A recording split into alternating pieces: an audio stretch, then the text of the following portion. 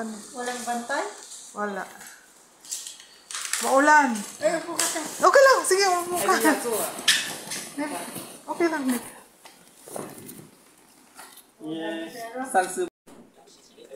Tajahaw, kaon tagbahaw, magandang buhay mga pingyo, kumusta ang araw nyo? So for today's video guys, sobrang ulan dito sa amin, as in sobrang buhos na buhos talaga ang ulan, sana walang baha no? Kasi sa China, sobrang baha sa China, di ba? As in, grabe yung ano nila doon, parang binuhusan sila ng, parang nag-open yung dam at saka gibubo dito sa China, karon amura na sila kuan, mura lang dagat sa ilaha. So, karon guys, magligo may ni Lolo. So, wala pa gyapon ang akong amo karon. So, amo ang bahay, happy ang wailaw. So, nianhi dire ang akong broker guys karon lang kay kanang nagkuan nag-refund siya sa ako ang medical kay ako may nagbayad dito sa hospital atong nagpa-medical ko kay siya ay wala gibayaran sa kuan sa hospital ay wala nila gibayaran ang hospital ba.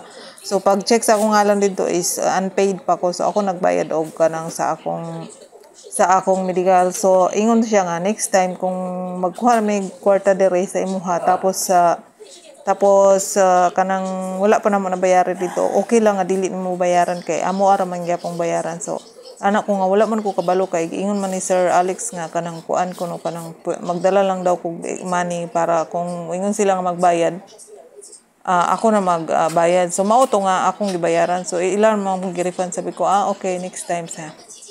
Kauban niya yang ang kuan, kauban niya ang kanang Pilipina nga, ang grabe siya, 9 years na siya dito guys. Yung Pilipina na yung kauban ba, 9 years na siya din then kuan na daw siya, nag-reliever siya din doon sa amoa kana human na yung reliever karon kay abot na daw ang Pinay nga kanang ang Pinay nga magbantay gid sa kang ama. So balik na po siya sa agency kay namatay daw yang alaga. So mautong nagkuan siya, nag-reliever siya. So 'di ba 9 years, my god. So, ingon siya nga, ikaw, pilan daw ko, matagal na ba daw ako dito? Sabi ko, hindi, ano pa lang ako, bago pa lang siya. Okay. So, mo to guys, aside from that, niuli na sila. So, back to work kami ni Lolo. So, medyo may ubo ang Lolo ko guys, but we need to ligo-ligo. Kailangan talaga liguan si Lolo kasi, alam mo naman, may CCTV nakabantay sa akin. So, ayan guys, liguan ko si Lolo. So, guys, palitan natin ang bedsheet ni Lolo kasi nga magpapalit tayo every week. Ang dami ko na ding labahan. Maglalaba ako later. After kong maglaba, nakalimutan ko pala ilagay ang belt ko. Gate belt ko kasi inuna ko si Lolo. Ayan, guys. Oh. So, bye! Magliligo kami ni Lolo. Liliguan ko muna. Oh, my Lolo. Parang ano lang si Lolo, parang pag nakikita mo parang wala lang siyang ano ba. Thanks God. Okay na, okay. Pero uubuhin yan siya mamaya. Ubuhin. So, ayan guys, pinalitan ko na nga yung bedsheet kasi lagi daw magpapalit ng bedsheet. So, bilang isang katulong, kailangan natin sundin ang kanilang mga utos. Ang utos ng ating mga amo. Kaya ayan guys, magpapalit tayo ng bago ang bedsheet ni Lolo, rubber sheets, mga ganyan. Pero pag nabasa yan guys, minsan kasi over na wiwi si Lolo. Pag nabasa yan, pinapalitan ko na talaga. Pero pagdating ng papalitan ko pa rin siya kasi yun yung gusto nila. Diba? Masunurin naman tayo. Huwag tayong kasi sila yung nagbabayad sa atin. Kailangan natin sumunod sa mga batas. Ayan guys. So, sobrang ulan nga dito guys, no? Sobrang ulan, as in sobrang ulan. So, ayan nga guys, tapos ko na si Lolong paliguan. So, maglaban na tayo ng aking yung kanyang mga laban. So, ang dami kong labahan. May isang kumot pa dyan. So, ayan.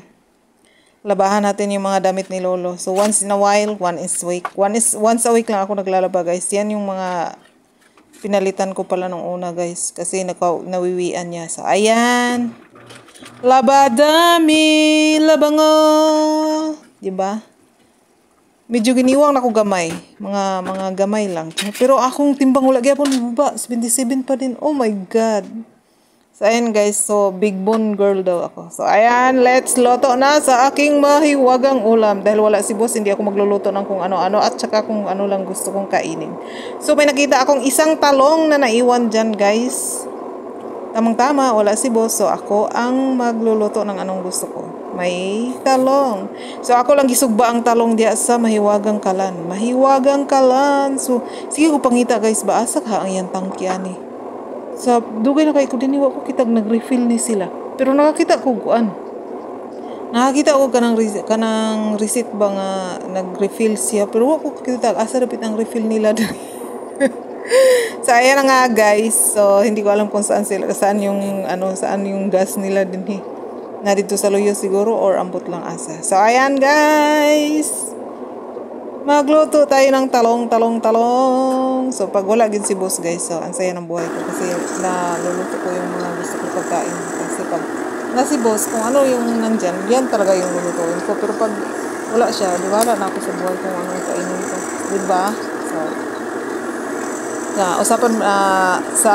napag-usapan pala namin, guys, na yung ibang mga amo talaga, ang hirap bumili ng ano ba. So, as in, sobrang tipid talaga nila dito, guys. Kaya yung ibang mga kasama ko din na kanang ang uban mahirapan sila sa magluto ba kay ang uban kay wala na yung mga spicy sana pero ang ilang mga amo hindi bumibili same din sa akin dito. Kaya pag nagpunta ako ng market, pag nakita ako na wala dito, ako na yung bumibili. Mura lang naman yun. 50 lang, 20. Ana ba? Ako na magpalit din ako magsige sa basa kung amo ko. Sige ko istorya na niya dili na siya magpalit mo siya ang gusto so laig lami syempre may taste din tayo diba so ayan guys lagyan ko na nga ng itlog batil lang ako ng itlog guys kaya kung ano lang yung gusto kong yung spices na alam ko masarap yan yun yung binibili ko matagal naman maubos din yan kasi gusto ko rin lasa yung pagkain natin ano ba yan so guys tipid na nga tayo sa pagkain wala pang lasa diba Ganun. Ako na bumibili. Okay lang yun. 50 lang naman. Buti kung mahal na mga 200, 300, di ako bibili ng mga ganun. Kung 50 lang, 20, okay na kayo na. Ako na bibili. Oh, diba? Craving, satisfied sa aking tortang talong. So, may na lang na italong nagkulit si Busog Talong. So, nakahigayon ko kuan og tortang talong. So guys, that is for today's videos and thank you so much for watching. This is Darling Vlogs. Bye bye. Say Jen Whiny. Dalego nanjo.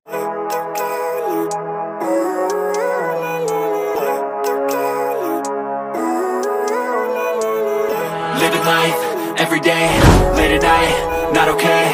All I want and I pray, all I need are some better days. Fuck me, I'm looking in the mirror, so foggy, but I've never seen clearer.